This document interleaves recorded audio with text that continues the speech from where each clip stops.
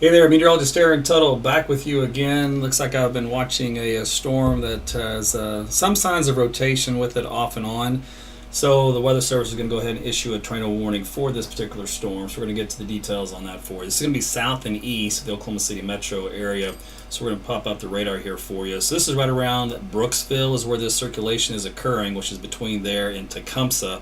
So just coming up along Highway 177. So this is east of Oklahoma City. So there's no threat here for this particular tornado warning in Oklahoma City. This is just south of Shawnee. So there's no threat here in the immediate town of Shawnee. It's going to be south of you toward Tecumseh and also toward Earlsboro.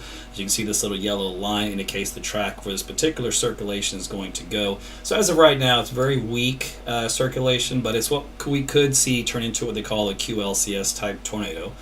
So it has not yet formed, but the tightening of the circulation has continued, and therefore we're going to have to watch this one for you. Again, this is going to be just on the northeast side of Brooksville. Right now it's over some creek areas, the center of circulation. Let's see, there's a Brooksville Road and a Gene Anderson Drive, so it's going to be kind of south of that intersection. Let's see, another major road I can bring you is East Road 124. So this is going to be about 3 miles northeast of Brooksville and about, call it about 3 miles south of Tecumseh. Let me look underneath the radar here and show you what the areas looks like. And it's mostly going to be a lot of grass and farmland and tree land with a few lakes here. There are a couple of small farm houses in the path of this. No major populated city areas though. So that is the slightly good news that we have within this. It will be working its way toward eventually Earlsboro in that general direction. If it holds together that long, we're looking at another 15 minutes before that happens. So again, this is an official tornado warning here for the Brooksville area. So let me switch over to this particular map here for you and get the particulars on this. Let's see, about 11:37 for Earlsboro. So we've still got plenty of time for you guys to be in your shelter, at least to watch this storm as it gets closer to you. The information from the National Weather Service on this, the tornado warning expires at about 11:45 for 60-mile-per-hour winds, 1-inch size hail. Shawnee, of course, Seminole, Tecumseh, Earlsboro, Brooksville, and Harjo for just the storm itself, not necessarily the tornado circulation. Moving to the northeast at about 31 miles per hour. So this is our first official tornado warning in the state for Oklahoma, and again, it is right now confined south and east of Oklahoma City. If I were to back this out for you, you can see how this line of storms extends from right around Stroud through Prague, down to just north and west of Pauls Valley, to Bray, to Walters, and then across the Red River on into the Wichita Falls area. And actually this line is very weak. It's actually a pretty pathetic severe thunderstorm line. Once you get south of this little area along the leading edge, once you get to the northern Oklahoma, this is a pretty significant severe thunderstorm that's been occurring in the southern Kansas, moving from west to east and kind of clipping Kay County up here north and east of Ponca City, where wind speeds in this area have been estimated up around 70 miles per hour. So we did talk about some pockets of some damaging wind with some of these stronger storms, and that has been the case up there. No tornado warning with that though, just some pockets of some damaging wind. So again, the only official tornado warning in the state right now is over this particular storm here that is south of Shawnee for this little area coming in south of Tecumseh. Let's put the radar reflectivity. Let's go with the velocity at this point in time and see if that shows up well on this particular map. And zoom in just a little bit here. So this is going to be the circulation center is now passed to the north and east of Brooksville. Looks like east of Tecumseh. So let me go into this little deal here. We'll zoom in. So the new circulation is coming up now, kind of jump to the north. And what happens is a lot of times we'll get a circulation that kind of forms on this edge, and it'll rotate north along the line and then rotate back in. And so that's what's happened here. So in other words, the original line and the polygon of the storm for the tornado itself had gone in this direction, but the storm actually kind of did a little loop-de-loop up to the north and west. And so that usually happens and they die out. And then sometimes we'll get another one that'll develop kind of along that leading edge of the line and then take its place.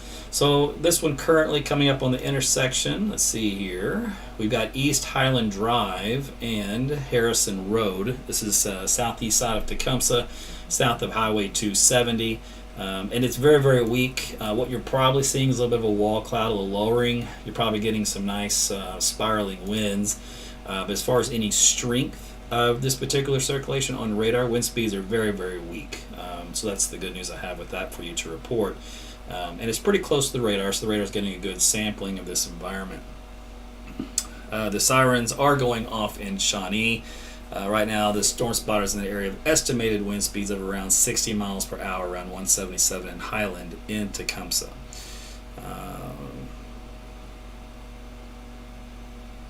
So right now, it's the latest on this. Some heavy rainfall for Earlsboro, not associated with the current storm that we're tracking. It's actually a storm to the east. So the outflow winds have become a little bit stronger here at about 40 miles per hour. Inbound winds, though, still fairly weak. Let's take a look at here at about 30 miles per hour. So overall, it's about 70 miles per hour of shear, which kind of gives some truth to that 60 mile per hour wind estimate in that area. So again, we're looking for a potential developing tornado. It's right now radar indicated circulation that's on the low end side, but these QLCS tornadoes are not particularly strong to begin with. So a low end QLCS tornado can be an EF0 type category, so wind speeds under 70 or 80 miles per hour. If they get to the EF1 category, which they can sometimes do pretty easily once they get developed, and that would last as well. But typically they stay in that lower end category of the tornado threshold. If you're wondering what that looks like, so an EF0 is anywhere from between about 65 to 85 miles per hour. Does minor damage. Shingles are blown off, parts of the roof peeled off, damage to gutter, siding, branches and trees broken off. Shallow rooted trees may be toppled. So you can see it's very, very minimal. Even if you're in a mobile home, you can still survive an EF0 tornado. You might get beat up a little bit, but you should be okay. If the EF1s, where you get wind speeds up around 110 miles per hour, then that can sometimes flip those campers and trailers, etc., and can do a little minor damage to some homes. So we want to keep it under this EF1 category if we can. So I want to give you the take home of what this particular situation is unfolding, so that you know not necessarily to panic, but you know what to expect. So this wraparound has continued. The back end of the circulation has come back in around, is now sitting in this vicinity right here. So this would be our area of interest where the particular circulation would reside. That's running right along 270, just to the north now by about half a mile, coming up on, what road is this? Malone Road, it looks like. So let me switch over here and we'll take a look at that. Let's see, that's also going to be called North County Road 343. We've got, looks like Couch Road, I think is what popped up there on one of the crossroads for a little neighborhood in Persimmon Lane. So that's kind of the intersection that we're looking at for this particular circulation feature. All right, let me do this right here.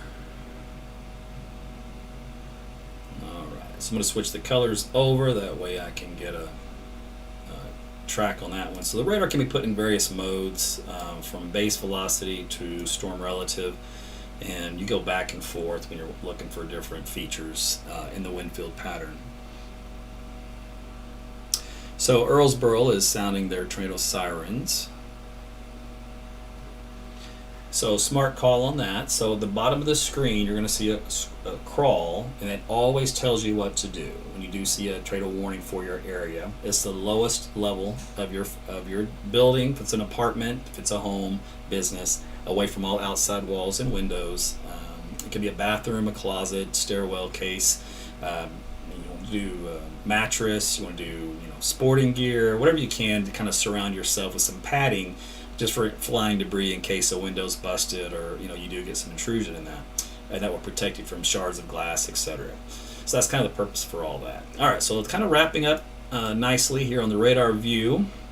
As far as the velocity data is concerned, but it's not overly strong. Again, that's the good news here. Still looking at, if anything, an EF0 tornado, if it's even officially on the ground. Right now, it's probably just a broad circulation of wind around 60 miles per hour, which is not quite that strong of a category yet. Malone Road is what we talked about earlier, and Bob Crouch Road seems to be an intersection of where this data has been focused for the last couple of minutes. It's going to continue on this next scan to move up to the north and east from there, so we're going to take a look at that here in a moment. Let's see here.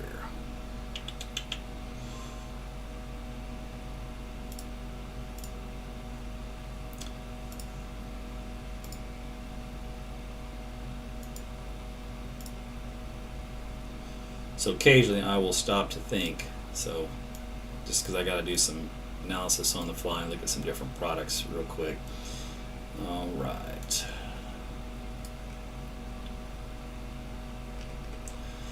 So it's kind of wrapped in on itself. We're looking at intersection between, get some major roadways for you.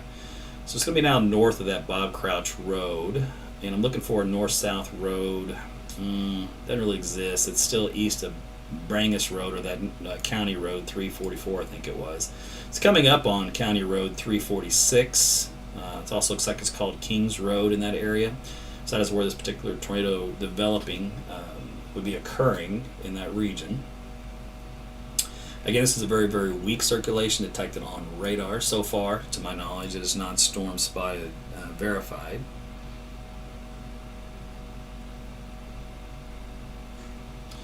But right now, if you're in Earlsboro, just go ahead and stay in your shelters until this particular part of the line moves on by.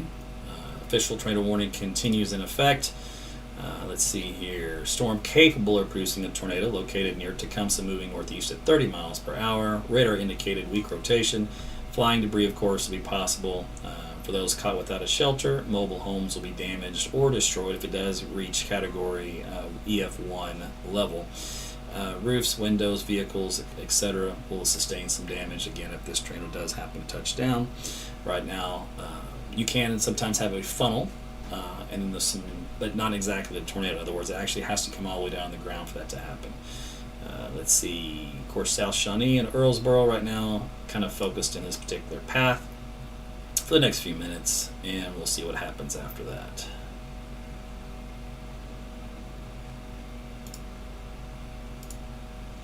So in this particular case, I've got reflectivity on the left and velocity data on the right. So I'm splitting the radar screen in half. Sometimes I do just one view, full screen, then sometimes I split them when I want to see them side by side to get a better view.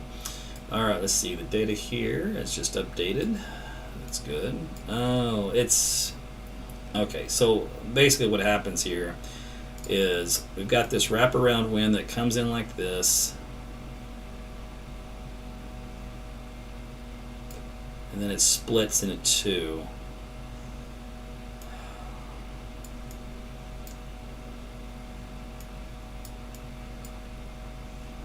I gotta figure this out here. Hold on. So this is overall shear from this particular point. So this is like an old circulation here that got trapped and it's dying off. This is probably trying to be a new one in this region here. So we actually have 2, 1, and 2, but they're both extremely weak.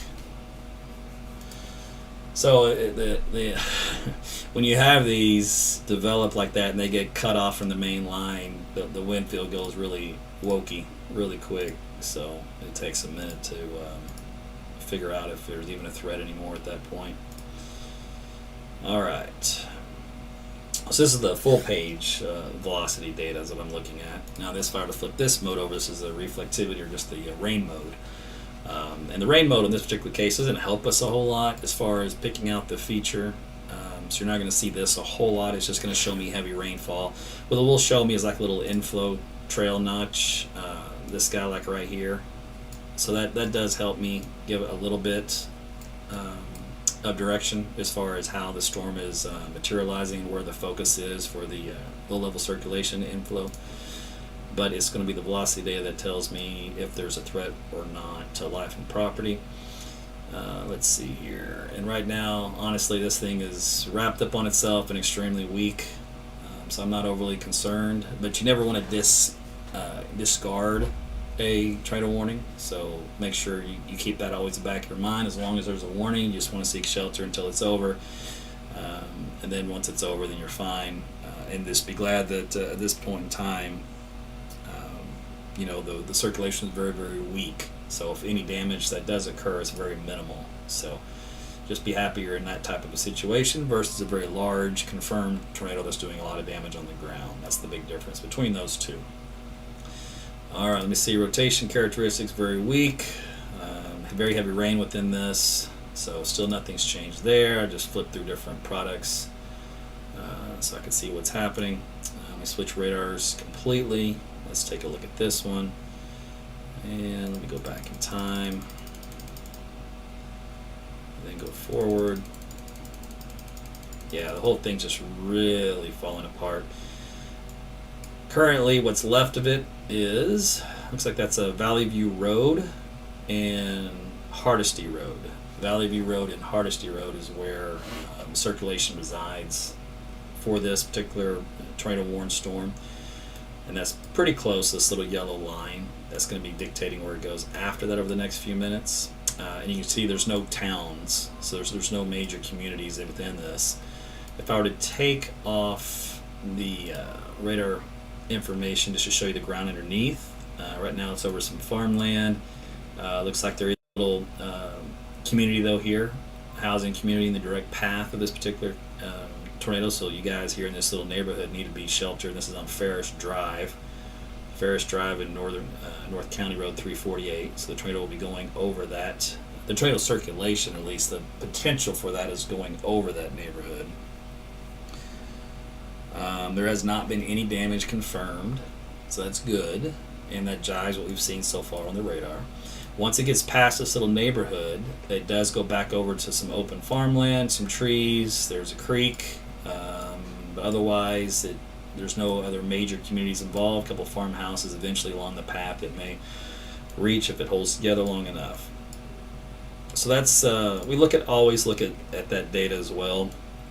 Try to find some good news in these type of situations, and just to let you know kind of how serious it is as to whether or not there's major communities involved or just trees, etc., and farmland. We always vote for the trees and farmland and lakes and ponds, and that's it, right? Okay, let's see here. So last few minutes, the outbound circulations increased quite a bit. So I would have to say it has increased some in just intensity of the wind field, although we're talking about a pathetic, is that 10 miles per hour at 2,600 feet. And that's storm velocity. Let me go to straight velocity data. That's better, 42. Okay, so 42 outbound with an inbound wind speed of around, what's the most I got? 26. So still right around 60 miles per hour of shear, so it's about where its max has been so far. So 60 miles per hour is just above the threshold for a severe thunderstorm, which is 58 miles per hour. Why is 58 the cutoff? Because that's where you start to get just a little bit of minor damage from a thunderstorm. So that's why that wind speed is chosen as the cutoff. So we're right at that cutoff of right on the borderline of a marginally severe thunderstorm.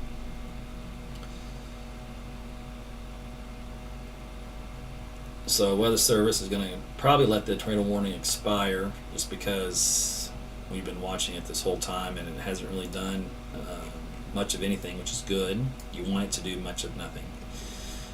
Let's see here.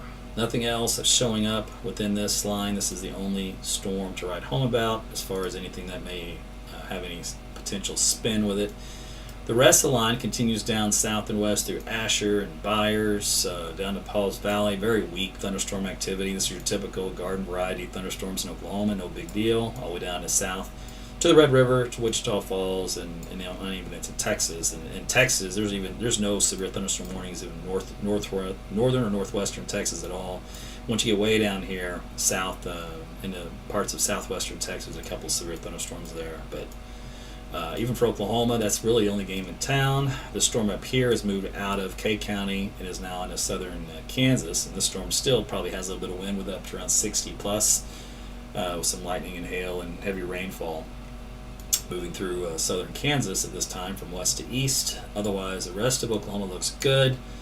The cap was really strong that we showed you in the forecast discussion tonight at 9:30, and it looks like it just did not weaken in time as these storms started to approach, so most of them stayed pretty elevated here across the Oklahoma City metro area. So that kept us from seeing any significant severe weather. This guy here is just trying to tap into that lower level moisture that was a lot deeper as it's been traveling into this region, a little bit better instability.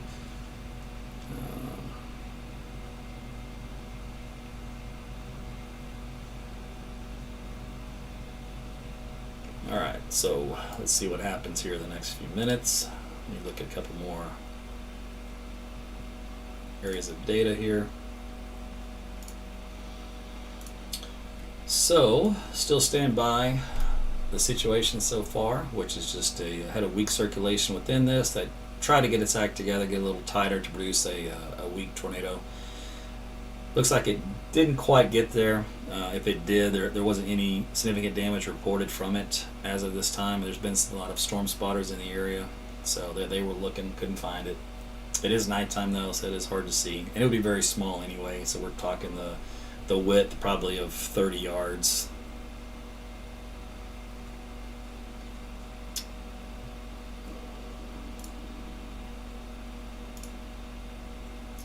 And still looking good there. I am doing this with a splitting headache. This is killing me. I've had a headache right back here for a week, a solid week. It will not go away. I've never had that before. Went to one of those ER check-ins last night to get a CAT scan done. They said, everything looks good. And I'm like, okay, well, why do I have this splitting headache that won't go away? It's like a thunderclap headache if you ever had one of those. So they gave me some strong meds and said, go home. Go see your primary if it's still causing a problem. I'm like, well, that's great, but what's the diagnosis? The diagnosis is you have a headache. Yeah, I know that. So it kills me to go to the left. Oh my gosh, like migraine city. So I'm dying right now, but we're gonna get it done here. This is almost over, then I can sign off.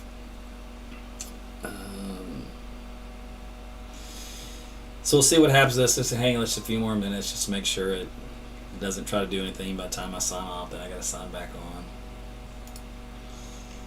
And I'm going to go down some meds.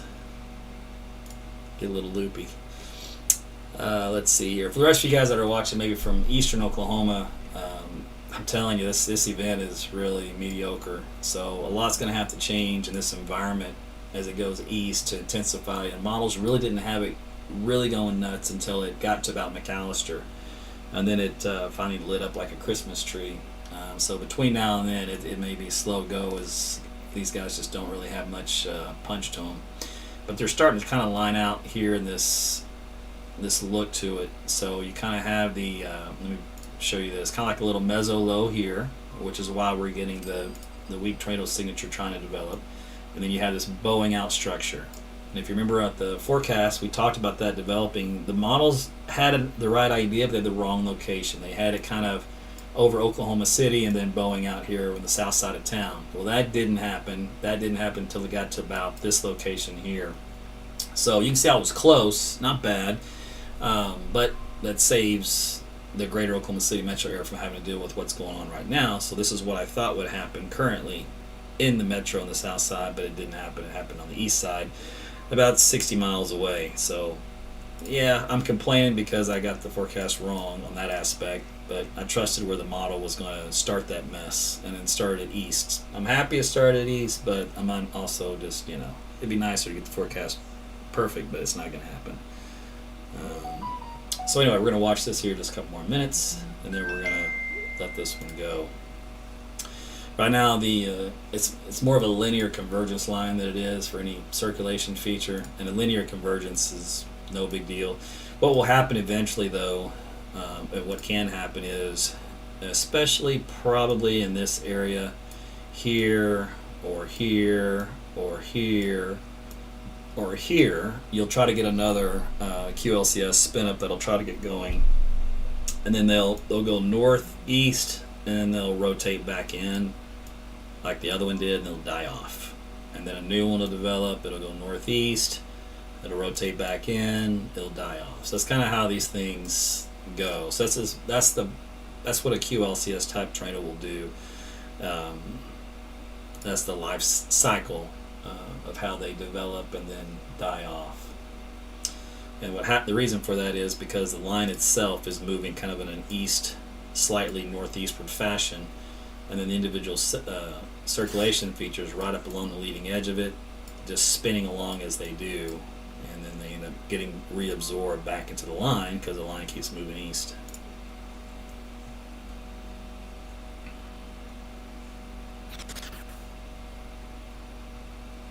So Weather Service, oh man, Weather Service said we're going to go ahead and just let this thing expire.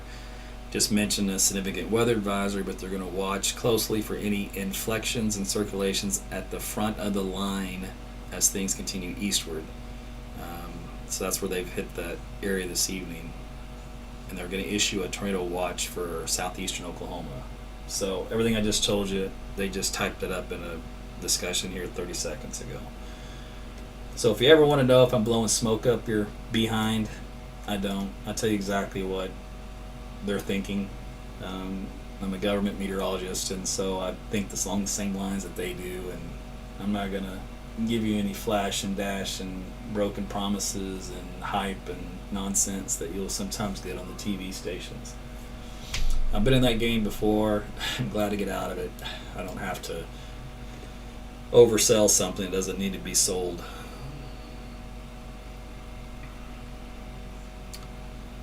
All right.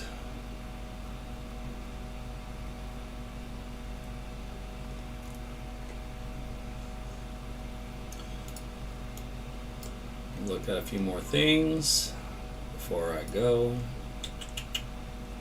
Now, at some point here, we're going to get to the midnight hour. Like many of you, I will be going to bed. So that means I won't be able to stay up till 5 o'clock in the morning covering southeastern Oklahoma. But I'll hang with this for a while through midnight, probably through at least probably about 1 o'clock, and unless things change significantly, which would not be a positive thing. It would be a very negative thing to change significantly. I'll have to let the your NOAA weather radio catch those, and my weather app, AT's Weather to Go. It'll alert you if you do have a developing tornado coming your way. Both of those will alert you, as long as you don't have your phone on D&D for my weather app. If you do, you'll have to bypass it. So just go to your phone settings for Do Not Disturb, and there'll be a section on there where you can override that with certain apps that you want to be notified for. So just make sure mine is one of those to wake you up or alert you.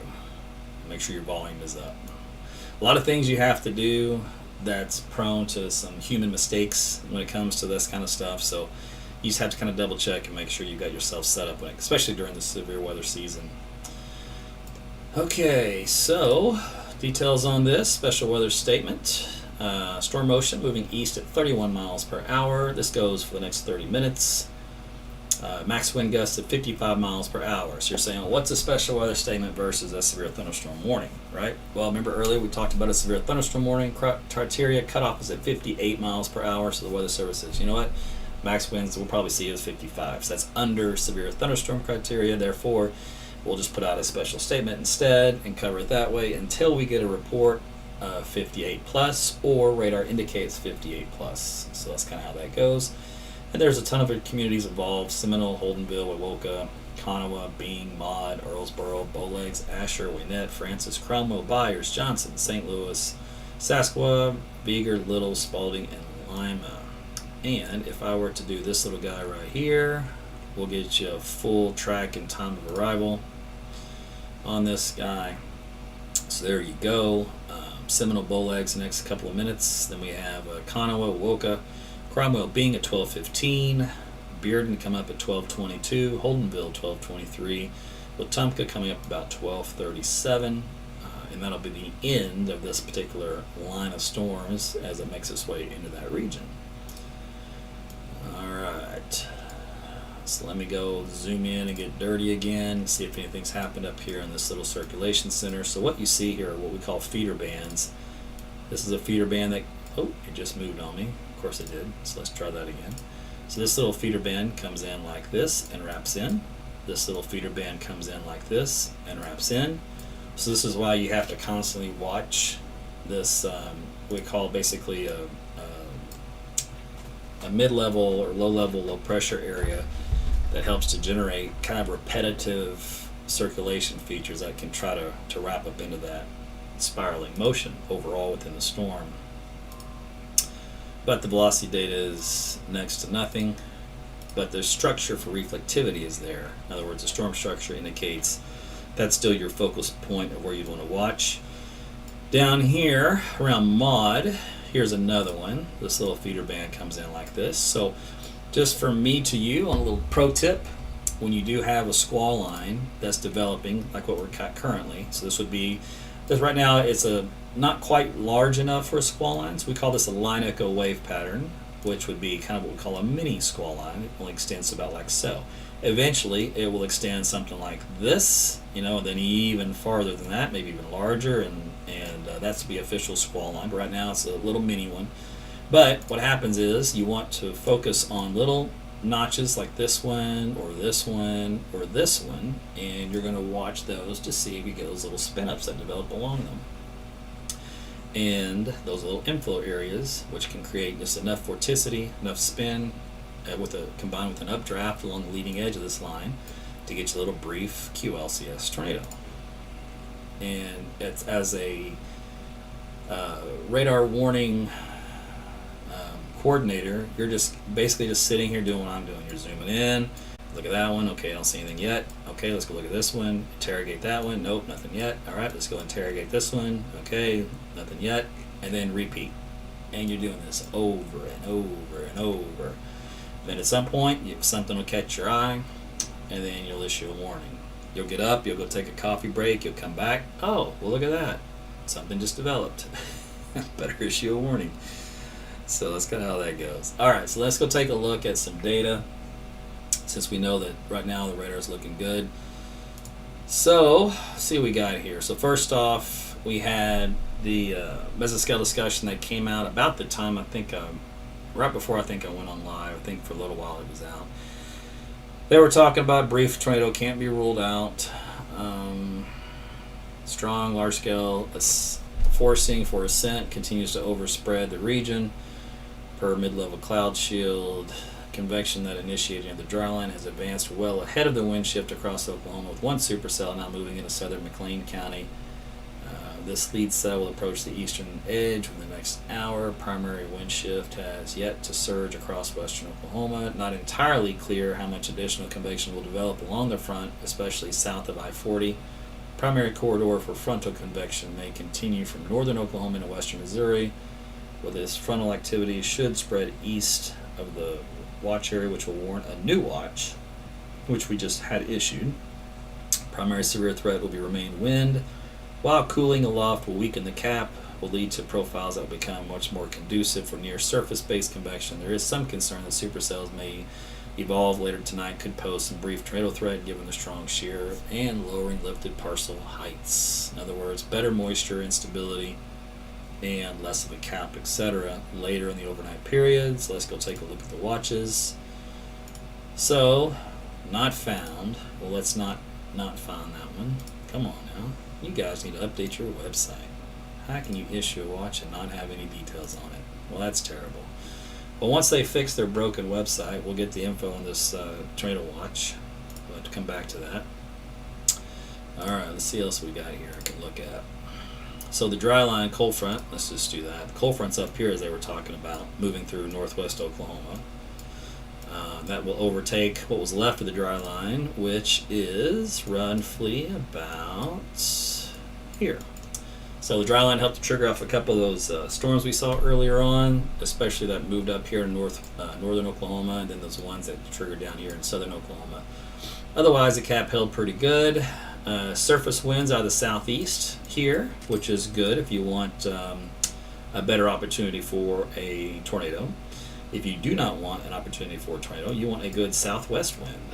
When you get a southwest wind, it's very difficult to get one. All right, so move on to the next map. So let's see, that's this one here. Let's take a look at the satellite view. So we'll see the cloud tops getting a little colder, where these colors change over to the brown, the yellow and kind of orange. But actually, that's pretty pathetic. Usually cloud tops are much colder than this, which indicates the storms are much stronger and taller and colder aloft, and these are not. So this is still in its infancy stage. Photograph here for Oklahoma City has gone to poop, which is good because we're behind the action anyway, so that's fine. Let's see, short-term mesoanalysis. Let's see what it thinks for tornado potential. We'll go for the QLCS type. All right, so we are in this category check, In this category, we're not. In this category, we're barely in the outlier. Same thing for effective shear, barely in the outlier. Helicity, barely in the outlier, and the cape is good. So actually, honestly, this environment, according to what we have currently, is not really very conducive for tornadoes for any of the categories. So that's good. I use this a lot for severe weather forecasting instantaneously to see how things are going. Let's see what we got here. Let's see if I get any new data. It would be Tulsa if they do have a flight. And they probably don't because it's late. Let's see what we got. I got Dallas. And Dallas had a monster cap down there, which is why not much is happening in North Texas. Alright, so we'll just not even worry about that then. Go low-level rotation tracker. Alright, so this is kind of a neat, this is kind of like past tense, but it shows us in the last half hour where the low-level rotation was for any particular storm. And this is the one here that if I were to reduce the transparency, you can see there's Shawnee right over 177 and 270. So that's where that little yellow line is. So that's kind of where we had the low level circulation, which is it was the strongest at the initial stage of the tornado warning. And then after that, it just, about the time I got on is when it hit its strongest, and then after that it just got weaker and it didn't really do much after that. So that's a neat little deal. It's called the MRMS. And part of my presentation today, I was on the panel with the lady that handles a lot of the input for that. Her name was Heather, and so she talked a lot about the MRNS and how they incorporate rainfall amounts and severe weather reports, etc. Okay, anything else in here I want to see? No, let's see. Let's go to latest model data. And we'll see what it thinks is going to happen for the remainder of the evening. So this one was started an hour ago. It was going through south sides. And see there it starts to get the squall line going a lot better once it gets into eastern Oklahoma. So that's still holding that same look with some helicity tracks with it. So again, once it gets to about McAllister, it blows it up. So there you go. Let's see, does this guy come in? Let's refresh. No, it hadn't come in yet. Alright. So back to this dude. We'll see what's going on, if anything new. So Prague on the south side there, some good heavy rainfall, probably a little bit of small hail mixed in. Right along I-40, just north of there, is where your little inflow notch is. So take a look at the velocity data. And we'll see if anything's shaking. Nope. Still looks okay. Reflectivity's good, so in other words, my eye would still be on this little region right here, but the velocity data itself, nothing to write home about.